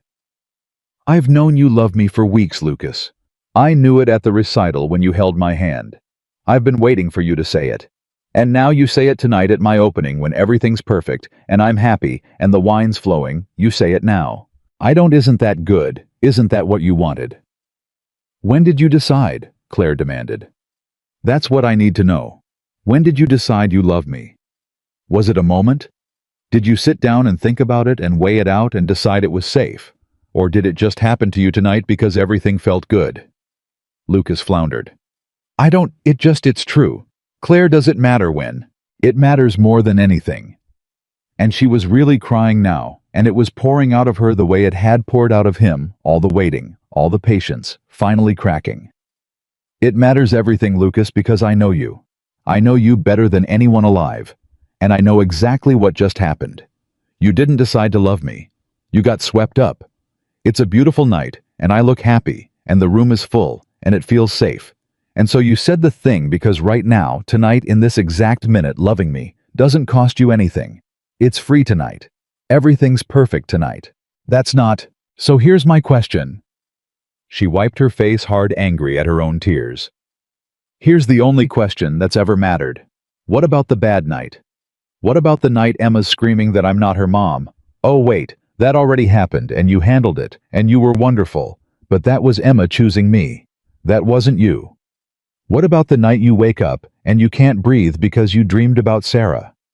What about the night I get sick? Lucas, I mean really sick. The way Sarah got sick. What happens then? Do you love me on that night? Because that's the night I need to know about. I don't need you to love me at my opening with wine in your hand. Any fool can love somebody at a party. I need to know if you'll love me at the funeral. And I don't think you know. I don't think you've asked yourself. I think you said I love you tonight because tonight it was easy, and I have spent 15 years being loved on the easy nights and abandoned on the hard ones, and I cannot do it again. I would rather you never said it at all than say it because the wine was good. The room rang with it. His mother had stopped pretending to stack cups. She was standing very still across the room, a plastic cup frozen in her hand, watching her son. And Lucas. Lucas felt the old thing rise up in him. The defensive thing. The how dare you thing. Because he'd just done the bravest thing he'd done in 3 years. He'd said the words, he'd opened the fist, and she'd thrown it back in his face. And for 1 second he wanted to say something cruel. He could feel it right there loaded. Fine. Forget I said anything. You want to psychoanalyze me at your own party, be my guest. He could feel the shape of the cruelty. How good it would feel for exactly 1 second. How it would let him slam the door and be safe again. And then he looked at her face. And he saw that she wasn't attacking him. She was terrified. She was standing in the middle of the most beautiful thing she'd ever built on the best night of her life. And she was terrified because the one thing she wanted most in the whole world had just been handed to her. And she couldn't tell if it was real or if it was going to be taken away. And she'd been taken away from so many times that she'd rather refuse the good thing than survive losing it again. And Lucas understood all at once that Claire Morgan was exactly as scared as he was. That the whole time he'd been protecting himself with slow, she'd been protecting herself with waiting. 2 cowards, his mother would have said, 2 soft, scared, burned-down cowards circling each other for 6 weeks, each one waiting for the other to be brave first. So he didn't say the cruel thing. He said the true thing instead, which was harder. You're right, Lucas said. Claire blinked. What? You're right, I don't know. He sat down heavily on the edge of the table with the cheese tray on it. I don't know if I love you on the bad night, Claire, because I've been so busy making sure there aren't any bad nights. That's what slow was. That's what all of it was. I told myself I was being careful for Emma. Careful for you. Careful because of Sarah. But you're right, that's a lie. I was being careful for me. I've spent 6 weeks arranging my whole life, so I'd never have to find out if I could love you when it's hard. And you just asked me the one question I've been running from, and the honest answer is, I don't know. I don't know if I'm strong enough to do it again. To love somebody knowing how it can end. Because I did it once and it nearly killed me, and I've got a kid who needs me alive. Claire's face crumpled, but she didn't step closer, and she didn't step away. But here's what I do know, Lucas said, and he stood up, and now he did step toward her, slow, giving her room to stop him, and she didn't stop him. I know that when you drove across the country and stood on my porch, I told you to leave and you didn't. I know that when Emma screamed you weren't her mom, you sat at that table and waited because you said you would. I know that you've spent 6 weeks doing things instead of promising things because you knew promises were broke in me.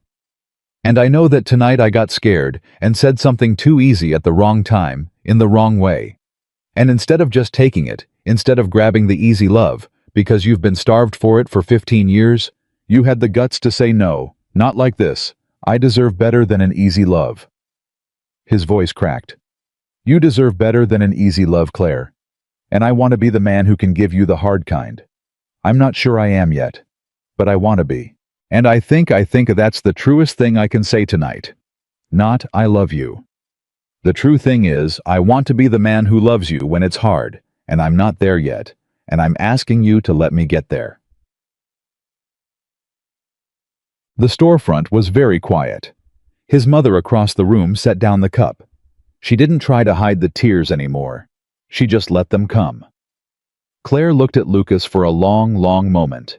"That's the first thing you've said in 6 weeks that scared me more than it comforted me," she said finally shakily. "And that's how I know it's true. Because the easy thing comforts you, and the true thing scares you. And I've been so. Lucas. I've been so afraid of the easy thing. My whole life's been easy things that turned out to be lies. Danny loved me at parties too. Danny said it all the time at parties in front of people when it was free. And then the hard nights came, and there was nobody there. And I swore I'd never fall for the easy thing again. So when you said it tonight, I heard Danny. God help me, I heard Danny. And I know you're not him.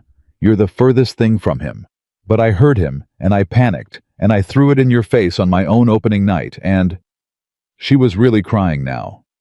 "And you could have been cruel just now. I saw it. I saw it cross your face. You wanted to be cruel, and you weren't. You told the truth instead. And Lucas, do you understand? That's the hard night. That was a little hard night right there just now, and you didn't run. You stayed and you told the truth. That's the first time in 15 years anybody's—" She couldn't finish, and Lucas closed the last of the distance and put his arms around her, and Claire Morgan pressed her face into his chest and cried in the middle of the beautiful thing she'd built on the best and worst night of her life. And he held her, and over her shoulder he looked at his mother, and his mother put her hand over her mouth and nodded at him just once, the way she'd nodded at the recital. "That's my boy. That's my boy, finally." And she quietly gathered her coat and let herself out to give them the room. Because his mother always knew to the minute when a moment needed her gone. "I'm not going to say it again tonight," Lucas said into Claire's hair. "The I love you. I'm not going to say it tonight because you're right. Tonight it's tangled up with wine and the opening and everything being perfect. I'm going to save it. I'm going to say it to you on a bad night. The next genuinely bad night we have when everything's gone wrong, and there's nothing good about it, and it costs me something to say, that's when I'll say it. And then you'll know it's real. Okay, that's my promise. And I don't make promises, so you know, I mean this one." Claire laughed into his chest, wet and broken and relieved. "You keep saying you don't make promises and then you keep making them. Only the ones I'm going to keep. That's not how promises work, Lucas. It's how mine work now." They stood there in the empty storefront, holding on to each other, and in the back office, Emma slept on a pile of drop cloths, and outside the December cold, pressed against the big front windows.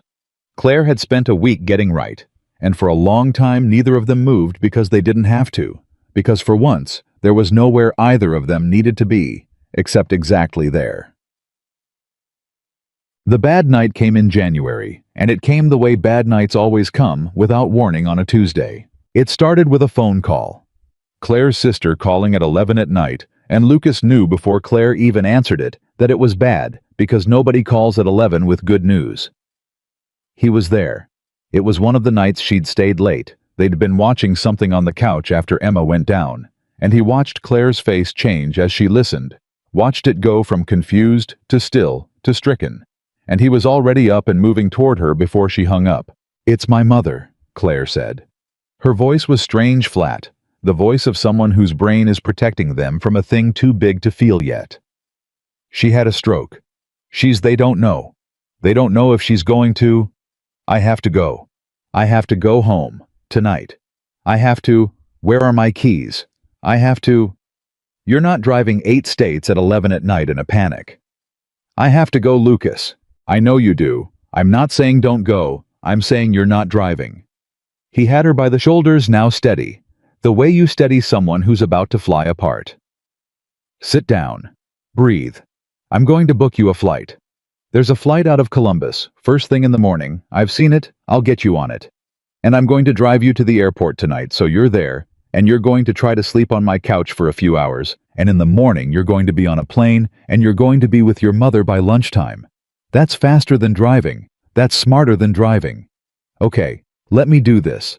Let me for once, Claire. Let me do a thing for you."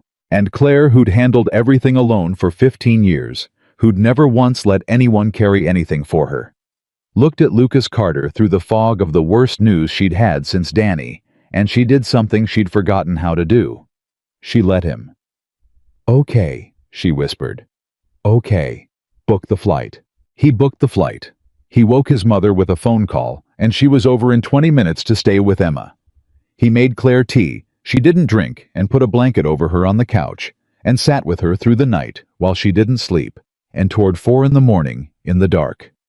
In the worst hours, Claire finally started to cry. Really cry. The terror of it finally breaking through, and she said, "What if I don't make it in time? What if I cut her off for 15 years, Lucas. 15 years I didn't call her. Because of Danny, because of the shame, because I couldn't face. And I finally came home 3 months ago, and I was going to fix it. I was going to have time, and now she's... What if I don't get to what if the last real thing between us is 15 years of silence?" And Lucas held her in the dark, and this was it. He knew it. This was the night, the bad one, the one with nothing good in it, the one where love cost something. "You're going to make it in time," he said. "And if you don't, if the worst happens, and I pray it doesn't, then you're going to stand in that hospital, and you're going to know that you came. That the second you heard, you came running. You didn't hesitate. You've spent 3 months trying to fix it, and you'd have spent the next 30 years too. And she knows that mothers know that my mother would know it, and yours will too. The silence isn't the last thing between you. You coming home is the last thing between you. You choosing her over and over for 3 months, and for the rest of her life, however long that is, that's the last thing. Not the silence, the coming back." Claire cried into his shoulder. "And Claire," Lucas said, "look at me. I need you to hear this part." She looked at him. "I love you." She went still. "I told you I'd save it for a bad night," he said, and his own eyes were wet now in the dark at 4 in the morning, with everything gone wrong and nothing good about it. "Well, this is the bad night. There's nothing good about tonight. Your mother might be dying, and you're scared out of your mind, and there's no wine, and no party, and no perfect anything. It costs me something to say it right now, because right now I'm terrified too. I'm terrified of losing you into this, of you flying away, and the old Claire coming back, the one who cuts everybody off when it gets hard. That's my real fear. That's the bad night fear, that you'll go home and disappear the way you disappeared before. And I'm saying it anyway, right into the middle of it. I love you, Claire Morgan. I love you on the bad night. I've got you. Go be with your mother, and I'll be right here, and I'm not going anywhere, and neither are you, not from me, not ever again. I love you. There it is. That's the real one." And Claire Morgan, in the dark, in the worst hour of the worst night, looked at the man who'd told her to get off his porch 6 weeks and a lifetime ago. And she understood that he'd kept his promise. The strange backwards promise that he'd waited and waited, and then said the words at the one moment they could not possibly be easy, the one moment they had to be true. And she put both her hands on his face and pressed her forehead to his, and cried and whispered it back finally after 15 years. "I love you too. I love you too. God, I love you too. I have loved you since I was 17 years old, and I never stopped. Not for one single day, not even at the very bottom, and I love you now, and I'm coming back. Do you hear me? Whatever happens at home. I'm coming back. This is home now. You're home. I'm not disappearing. I'm coming back to you and Emma and this town and that stupid storefront. I promise. I promise, Lucas." And in the doorway, unseen, his mother stood in her robe with Emma's water glass in her hand, having come to check on them, and she saw the two of them holding on to each other in the dark, and she heard the promises going back and forth, and she did not say a word. She just filled the water glass and carried it back down the hall to where her granddaughter slept. And she thought about her own husband who'd left, and the long years alone, and the son she'd raised who'd almost let fear turn him to stone, and how life takes and takes, and then once in a great while, when you've stopped expecting it, gives something back. She stood in the hallway a moment in the dark. "Well, Sarah," she whispered to the air, to the woman she'd loved like a daughter, and buried 3 years ago. He kept it. Took him long enough, but he kept it. "You can rest now, honey. He's not a fist anymore." And she went to bed and down the hall.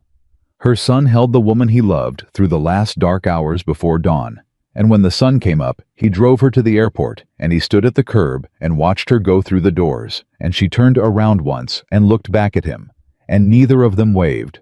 They just looked. And then she was gone, and Lucas Carter drove home in the January morning to his mother and his daughter. And for the first time in 3 years, he was not afraid of what came next. Claire's mother did not die. That was the first mercy, and Lucas held on to it, the way you hold on to the first piece of good news after a long, dark stretch. The stroke was bad, but she was tougher than anyone expected a woman who'd raised 2 girls alone, same as Lucas's mother had raised him. And by the 3rd day, she was awake, and by the end of the first week, she was cussing out the physical therapists, which Claire reported over the phone with a watery laugh that was the best sound Lucas had heard in days. But she couldn't come back right away. That was the hard part. Her mother needed months of recovery, and there was no one else. Her sister had 3 kids and a job that wouldn't bend. And so it fell to Claire, the way these things fall to the one who has the least tying her down. And Claire, the Claire from 3 months ago. The Claire who cut people off when it got hard, that Claire would have seen it as a door closing.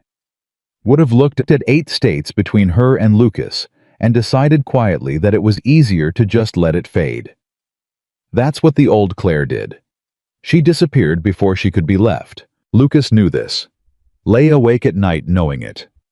Because a long-distance thing born out of a crisis with no end date, with her mother's whole recovery stretching out ahead of them, that was exactly the kind of hard that used to make Claire vanish.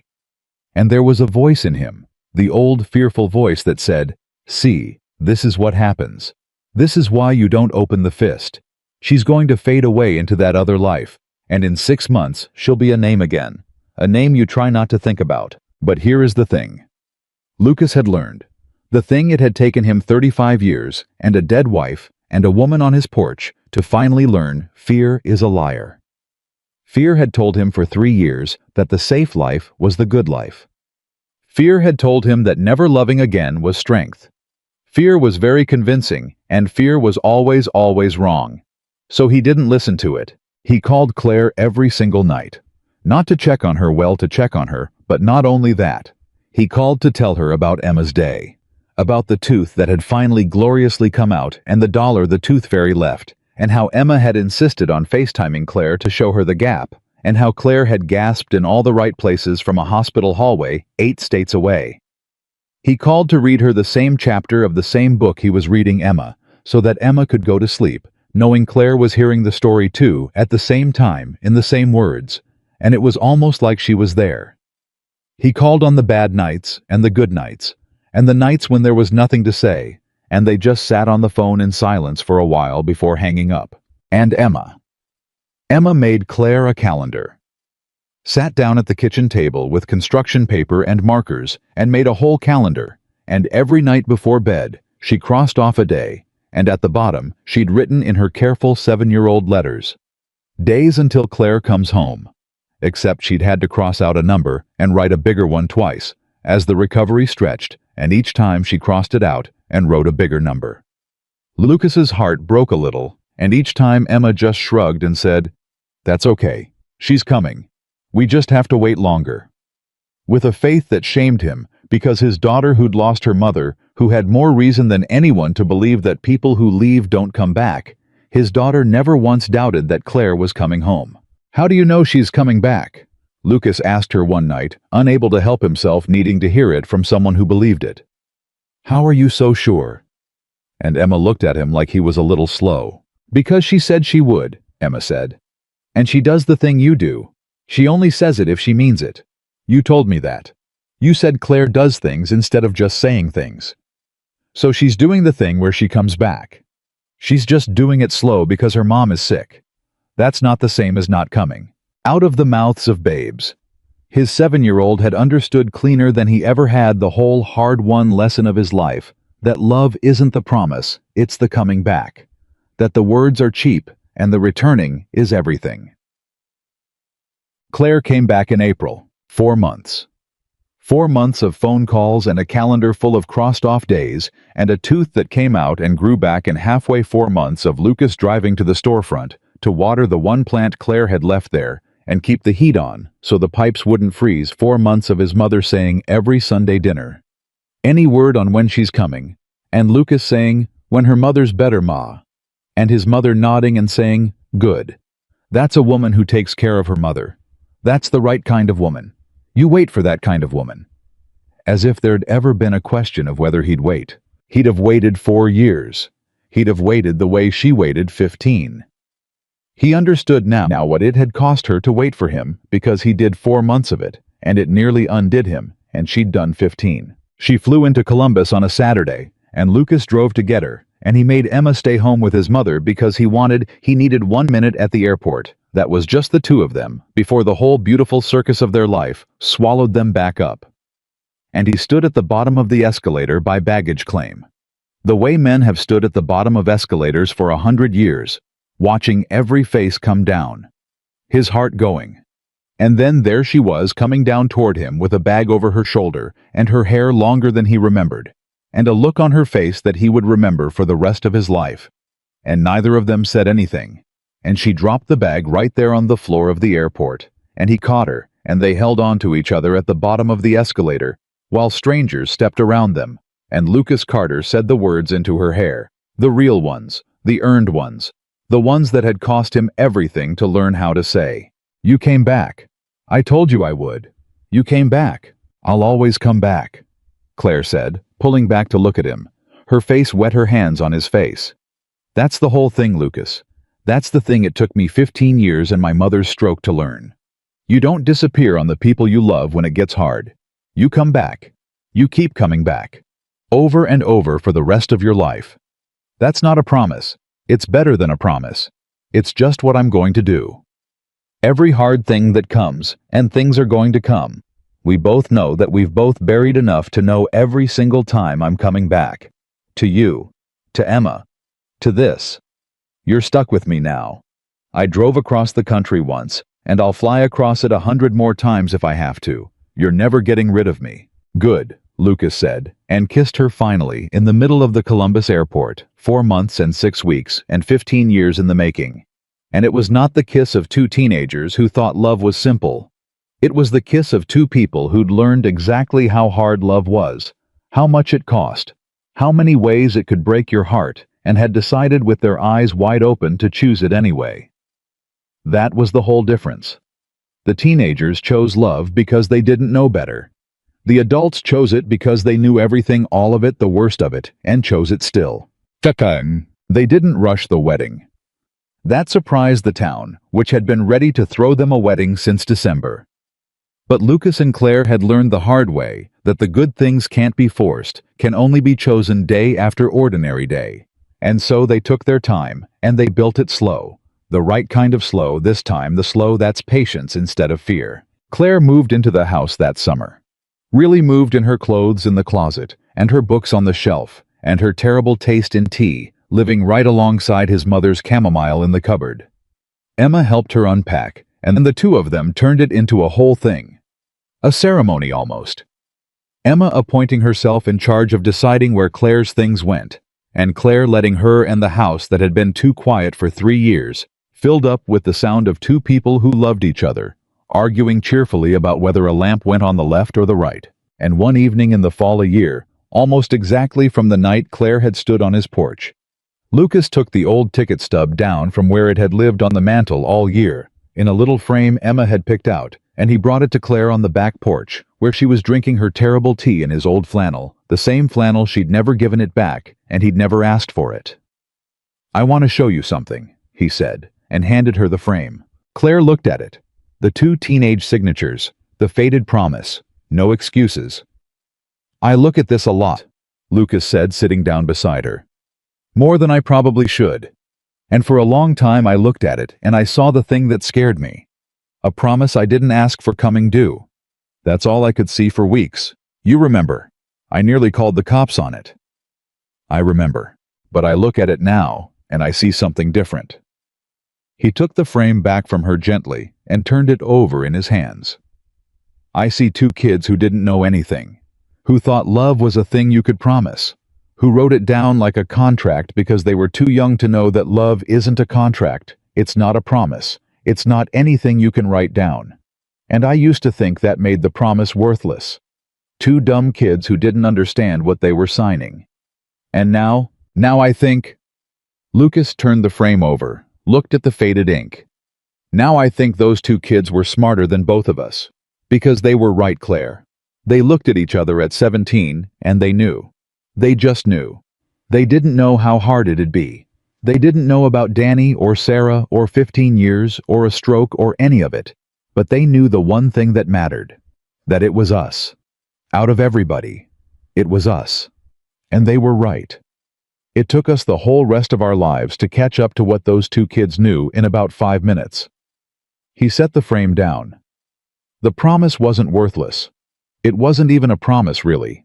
It was just the truth written down early, before we were ready for it, waiting for us to grow up enough to deserve it. Claire was crying now, the good kind, the happy kind, the kind that comes out when the thing you'd given up on turns out to have been true the whole time.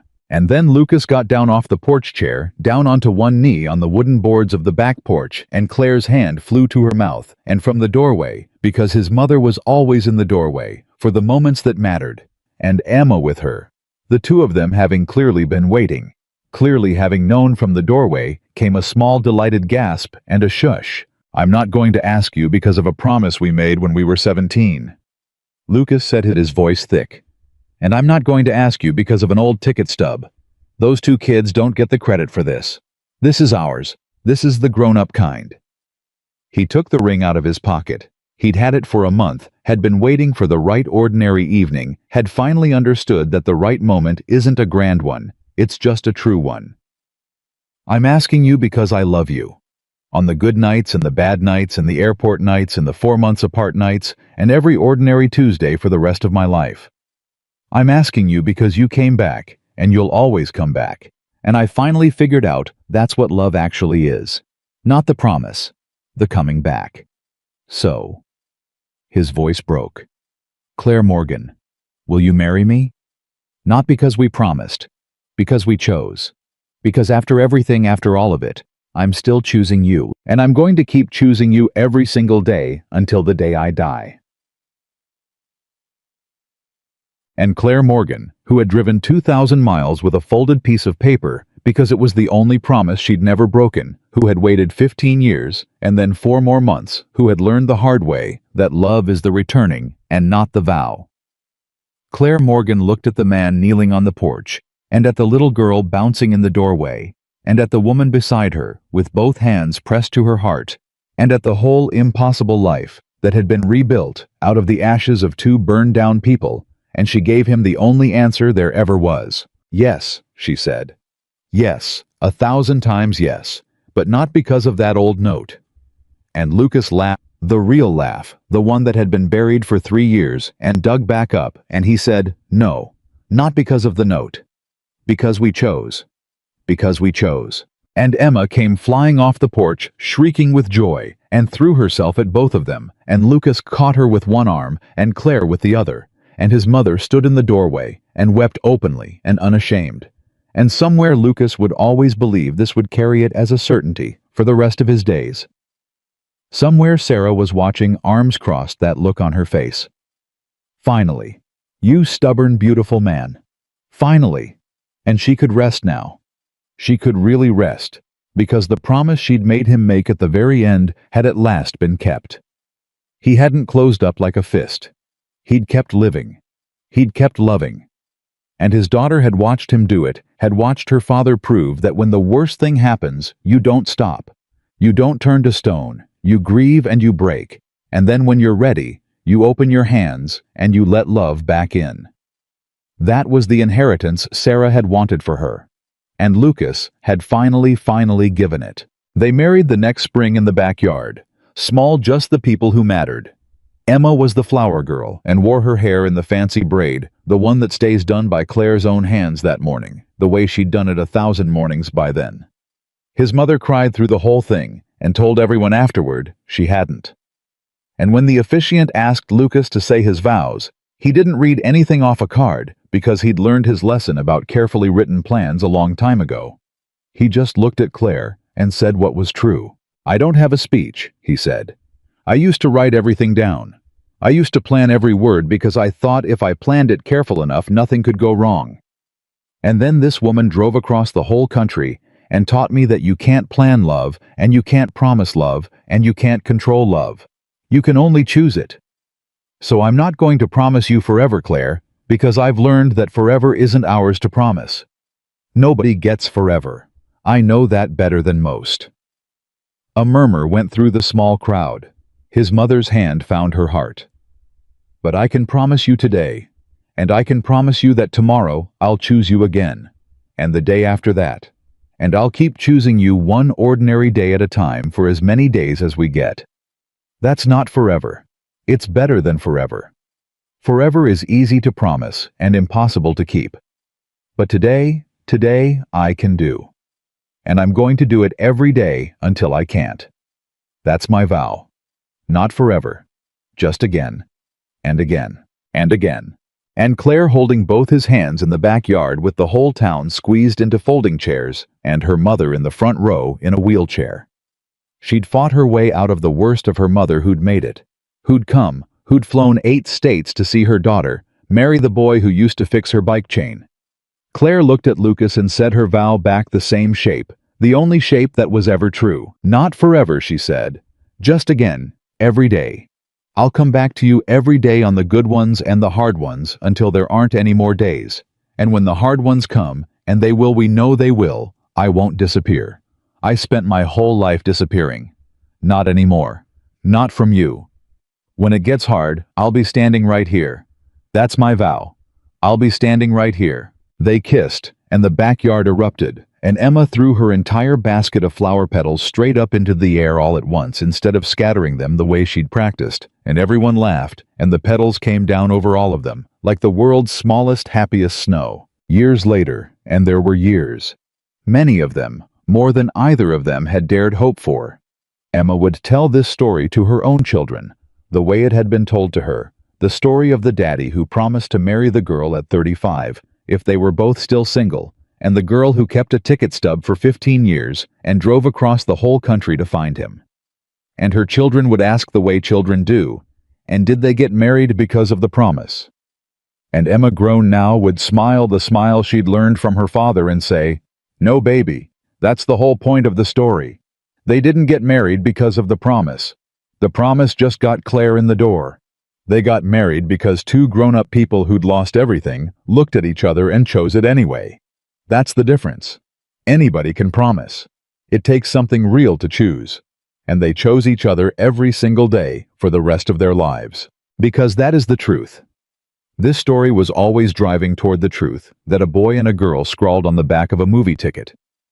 Without understanding it, the truth. It cost them a lifetime to earn love is not the promise you make when it's easy. Love is the choice you make when it's hard, made again and again on the good nights and the bad nights in the airports and the hospital hallways and the ordinary Tuesdays until your days run out. Lucas Carter learned it too late to be simple and just in time to be true. And Claire Morgan drove 2,000 miles to teach him not that a promise is sacred, but that a promise is nothing at all, and a choice made every single day until the end is everything. They chose each other. And they never stopped. That is the whole story, and it is enough.